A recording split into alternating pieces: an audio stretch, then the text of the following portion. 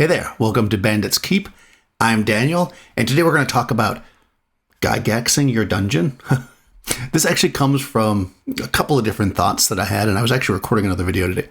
Anyways, I had seen this video a while back, and I couldn't find it again, but it was fine. It was actually a pretty good video teaching new people how to run games, and one thing that they said was, which I disagreed with, was they were like, well, the dungeon is anything. The dungeon is a town. The dungeon is the woods.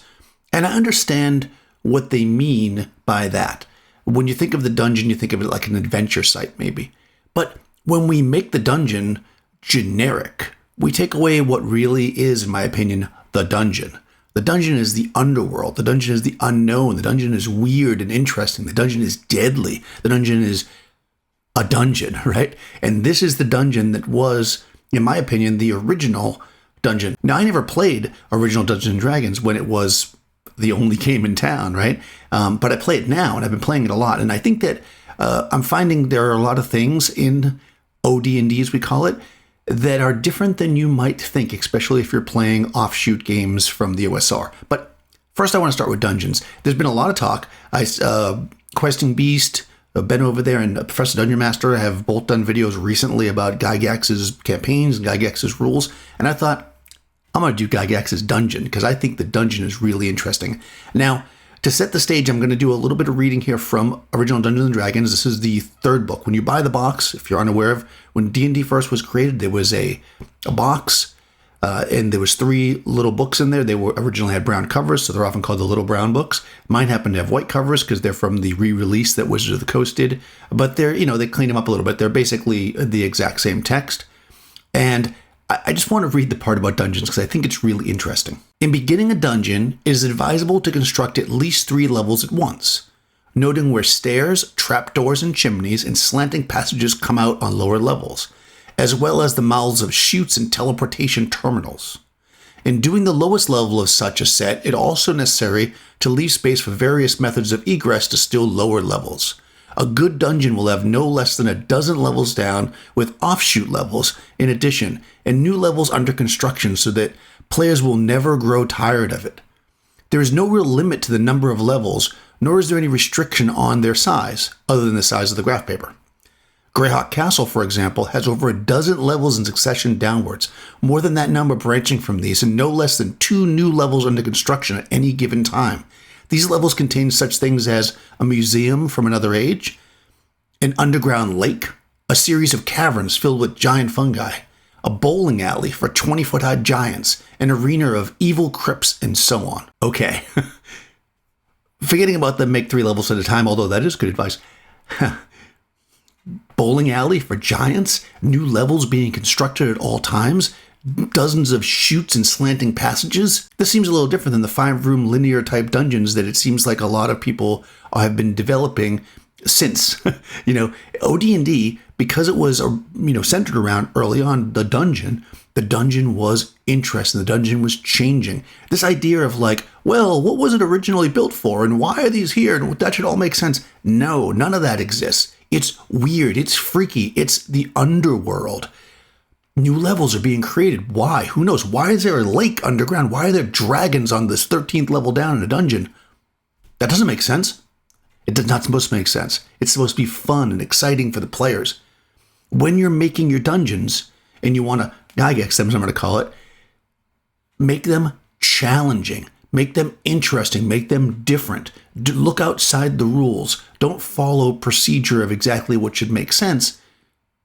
But yet, it will make sense because as you build through it, your ideas will start to snowball and change and you'll add things. And these things will start to make sense on some kind of level. So there's a really good sample dungeon in this book. And I'm not going to go through it like I did with the BX stuff. I think OD&D is cheap enough. Pick it up. It's worth reading, I think. But what I will say is if people are interested, go ahead, comment below, and maybe I'll go through it because you've got the map and then you've got a description of each of the rooms. And I definitely could add a little commentary there.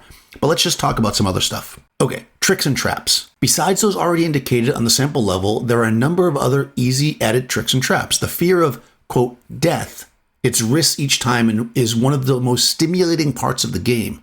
It therefore behooves the campaign referee to include as many mystifying and dangerous areas as is consistent with a reasonable chance for survival. Remember that the monster population already threatens the survival. For example, There is no question that a player's character could easily be killed by falling in a pit 30 feet deep or into a shallow pit filled with poison spikes, and this is quite undesirable in most instances. Here are a few simple items which can be included. False stairs, up or down. Steps which lead to slanting passages so the player may actually stay on the same level, descending 2 levels or ascending 2 levels. Because remember, in OD&D, the difficulty of the monsters that you encountered is kind of based on the level you're at. I mean, this is not a strict rule, but it's pretty much there. So all the people who say, oh, there's no balance and the challenge ratings and stuff in later editions don't make sense, the levels were the challenge ratings. If you were a 1st or 2nd level party, you want to stay on the 1st or 2nd level of the dungeon. If you dig down to the 3rd level, you're probably going to die. But if you succeed, the treasures will be immense. Sinking rooms, illusions of mind control, sections with dead ends so they trap the players, if they're being pursued by monsters, doors which are openable only by one side. Those one-way doors are great. Natural passages and caverns that have varying widths so that you kind of get lost in them. Space distortions, right? Where you explain them, oh, you just went 300 feet down the corridor, but really they've only gone 30 feet. These kind of things can mess up the map or mess up the idea, make it feel fantastical, make it feel weird. Hold on, this doesn't really make sense. That's it, right? They're in a strange place. They should feel that way. Now, for all the people that say, well, it doesn't make sense. Why are there orcs right next to whatever? There really shouldn't be, right? Because if we read Distribution of Monsters and Treasure, it says, as a general rule, there will be far more uninhabited space on a level than there will be space occupied by monsters, human or otherwise. So a dungeon should be pretty empty. That's another factor of it. You're going through these strange rooms. There's lots of these twisting hallways. It's dark. Your torches are sputtering out. There's strange winds and sounds that you hear. You don't see much going on. Then you turn the corner and, ooh, there's an orc, right? This is it. You want to build that almost horror sense, right? They're digging through this dungeon looking for these things. This is all part of the older style of dungeon development. There should only be monsters in maybe like 1/3 of the space, according to this. And then there should also sometimes just be random treasures there just laying there. Why is that sack of silver on the ground? Who knows? Maybe it was from a previous adventurer. Maybe there's a line tied to it. When you grab it, there's a troll on the other end. We don't know. Are we going to take the risk to get those experience points and those treasure that we all want? Okay, so I said 2 things inspired me to make this video. This next thing I'm going to talk about is really the second. Reading the bottom of what I'm about to read really got me fired up and thinking about how dungeons could really be really exciting and really is firing me up to do some really interesting stuff in my group. Okay, this is maintaining freshness. I'm going to read again. As monsters inhabiting the rooms, spaces, and corridors of a level are killed or captured, the level will become drab and dull. Coupled with this problem, players will have made fairly accurate maps of the level, so it will be challengeless this way also. Remembering that egress to lower levels is desirable, one must nevertheless revamp worn levels by one or more of the several methods suggested below. So in other words, you want people to get to the lower levels, so you don't want to keep putting like 100 orcs on the level, they leave, they come back, there's another 100 orcs. But at the same time, you don't want it to be 20 minutes of playing of them walking through empty levels because they killed everything with no treasure, no monster, no changes. Remember, it's the underworld. It's shifting and changing. So let's go through some of these things. Make minor alterations with the eraser and pencil, blocking passages, making new ones, dividing rooms, and filling others. Oh, let's go through this room over here, guys. It's that 100-foot temple. You step in. You enter into a 20 by 20 room. What? These are the kind of things you can do. Make it strange. Why is it only a 20 by 20 room now? Extend the boundaries of the map, if not already filled by the edges of the paper, adding corridors and rooms. So make the map bigger. You're heading down this passageway, that used to stop and turn to the left, and now you look and it keep going straight and still turns to the left. What's down there? Why wasn't this passage here before? Did we just not note it, or is it something new and strange? Hold on, do I smell a strange smell coming from that direction? Is that a flicker of light? These are things we add to the dungeon. What's happening here? Replace monsters in new areas. Reverse directions on the map. Carefully relocating where the stairways and stuff are. That will really mess with your map, and it can be really fun. Now, I'm going to say here that, maybe I should have said it at the beginning, but I'll say it now. It's important that you know your group. What we have to do is we have to think about who we're playing with and what they might enjoy. When I say enjoy, it's going to be frustrating on some level, but frustrating in a fun way, challenging. Like, hold on, why is this different here? Is that going to spark imagination, or is that just going to make people throw their pencils down and go, forget it, I'm not mapping anymore? If you've got those kind of player characters, or those kind of players, I should say, then you probably want to not do that. But if you've got ones that will take the challenge and be like, whoa, what's this? Those are the players that you want to put these things on. Know your players. It's so important. Add a passage what continues past the established boundary. That's what I just said, right? Split into sub-levels, and of course with new treasure and monsters. Now again, this last paragraph is the exact reason why I decided to make this video, or one of the reasons. So I'm just going to read this to you, and let's just kind of soak it in. Using these suggestions and whatever else you dream up, there is no reason why participants in the campaign should not continue to find mystification, enjoyment, excitement, and amusement in the challenge of the myriad passages of the dungeons.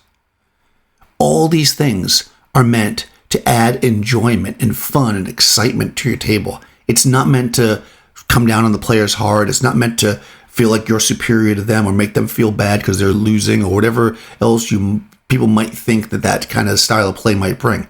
This is all stuff you want to do to challenge the players so they feel like every time they go into this dungeon, hold on, we think we know how to get down there, but let's be ready just in case.